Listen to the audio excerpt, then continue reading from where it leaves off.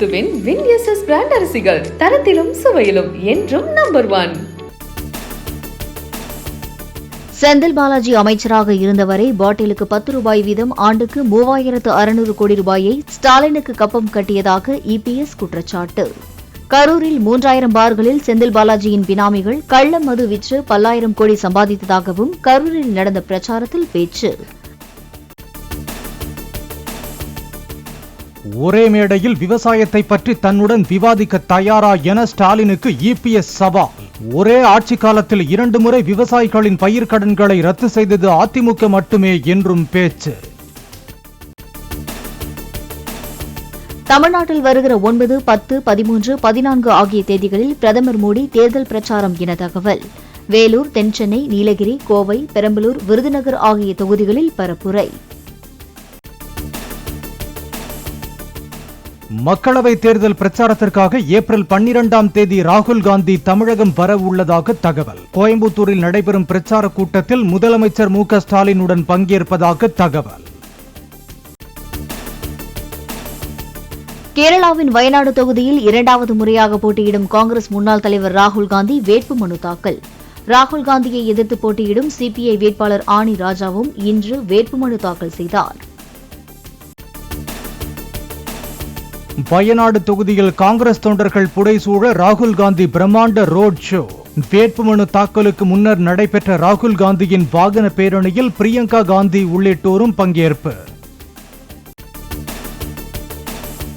திருவண்ணாமலையில் முதலமைச்சர் மு க ஸ்டாலின் நடைபயிற்சியின் போது வாக்கு சேகரிப்பு. கடைவீதியில் பொதுமக்கள் வியாபாரிகளிடம் வேட்பாளர் சி.என். அண்ணாதுரைக்கு ஆதரவு திரட்டினார்.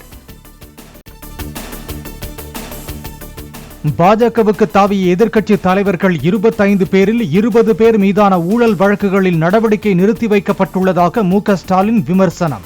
வாஷிங் மிஷின் பாணி அரசியல் செய்யும் மோடியின் குடும்பம் என்பது இடி, ஐடி, சிபிஐ தான் என்றும் கருத்து.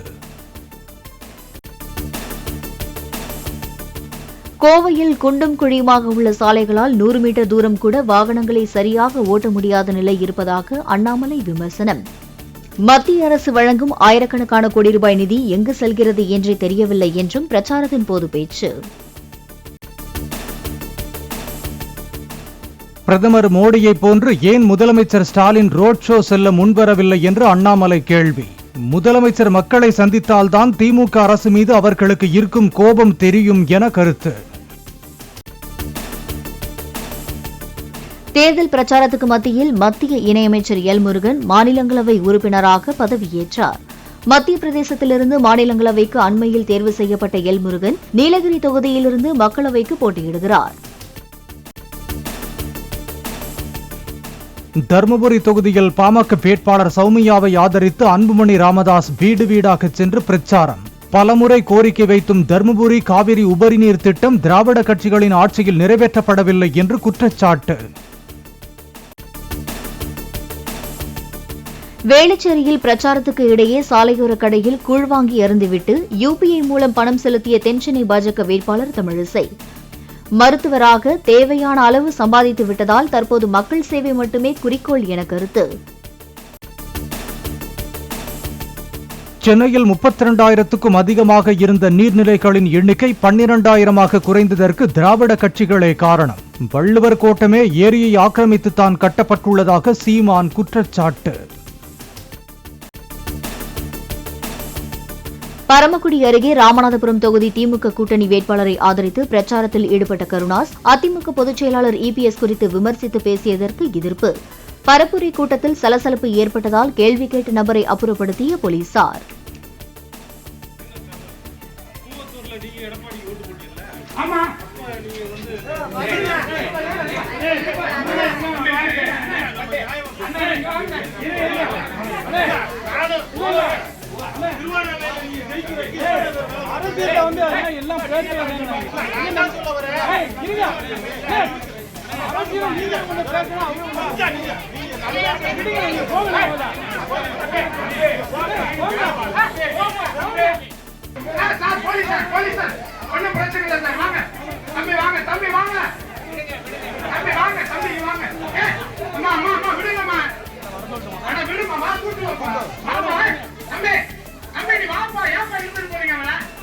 நீ